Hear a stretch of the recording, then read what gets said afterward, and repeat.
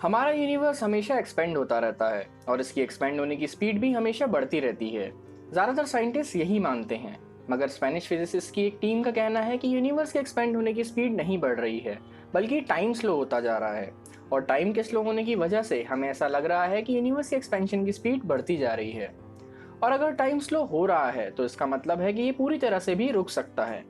Facts truck में आप सभी का स्वागत है। आज मैं आप लोगों को बताने जा रहा हूँ एक ऐसी थ्योरी के बारे में जिसके अकॉर्डिंग टाइम स्लो होता जा रहा है और कभी भी रुक सकता है।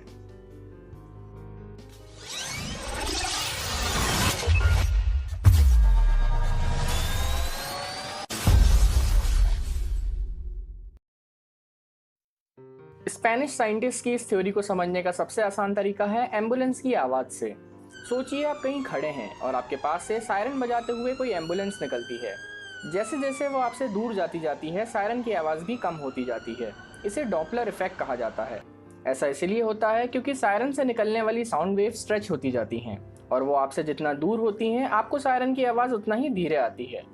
मगर क्या हो अगर एम्बुलेंस के आपके पास से निकलते वक्त फिजिक्स के लॉस चेंज हो गए हों और एम्बुलेंस की स्पीड की बजाय टाइम के स्लो हो जाने की वजह से सायरन की आवाज की फ्रीक्वेंसी स्लो हो गई हो, जिससे आपको उसकी आवाज कम आने लगी।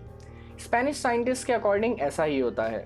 हम जानते हैं कि यूनिवर्स के एक्सपेंड होने की स्पीड लगातार बढ़ती जा रही है क्योंकि जो गैलेक्सीज हमसे दूर हैं उनका रेडशिफ्ट ज्यादा है, बिल्कुल एम्बुलेंस के डॉपलर इफेक्ट की तरह। मतलब वो हमारे पास के गैलेक्सीज से ज्यादा तेज मूव कर रही हैं। मगर क्योंकि टाइम भी स्लो हो रहा है, इसलिए सायरन की आवाज की तरह लाइट भी हम तक लोअर फ्रीक्वेंसी पर पहुंचेगी। ये थ्योरी नामुमकिन लगती है, मगर इसने स्पेस की कई प्रॉब्लम्स को सॉल्व कर दिया है। जैसे यूनिवर्स के एक्सपेंड होने का रेट क्यों बढ़ रहा है। हमें किसी चीज के बारे में सोचना होगा जो इसका रीजन है, जिससे सामने आती है डार्क एनर्जी। डार्क एनर्जी एक मिस्टीरियस फोर्स है और हमारा यूनिवर्स 68% डार्क एनर्जी से ही बना हुआ है। मगर हम इसे ना देख सकते हैं और ना ही किसी तरीके से इसे ऑब्जर्व कर सकते हैं।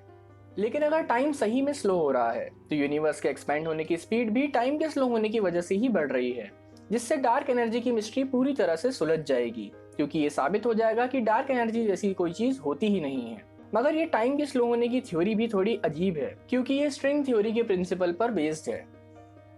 स्ट्रिंग थ्योरी के अकॉर्डिंग हमारा यूनिवर्स एक मेम्ब्रेन के सरफेस पर एग्जिस्ट करता है, जिसे ब्रेन कहा जाता है। ये ब्रेन और हायर डायमेंशन में होता है, जिसे बल्क या हाइपर स्पेस कहा जाता है। इन सभी ब्रेन्स के अलग अलग डायमेंशंस होते हैं। हमारे ब्रेन के 3 डायमेंशन हैं और एक टाइम डायमेंशन। मगर ऐसे ब्रेन भी होते हैं जिनमें कोई डायमेंशन नहीं होता, या कई डायमेंशन वाले ब्रेन भी होते हैं।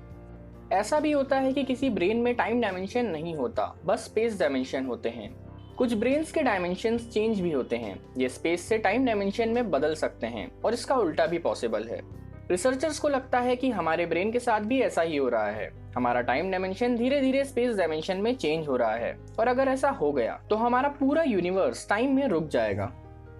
लेकिन ऐसा बहुत धीरे धीरे होगा और शुरुआत में हम इसका पता भी नहीं लगा पाएंगे।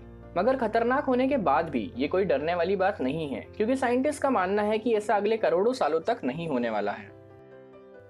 अगर आप लोगों को ये वीडियो पसंद आया तो लाइक करें, अपने फ्रेंड्स से शेयर करें और इंटरेस्टिंग फैक्ट वीडियोस के लिए सब्सक्राइब करें फैक्ट्स ट्रक।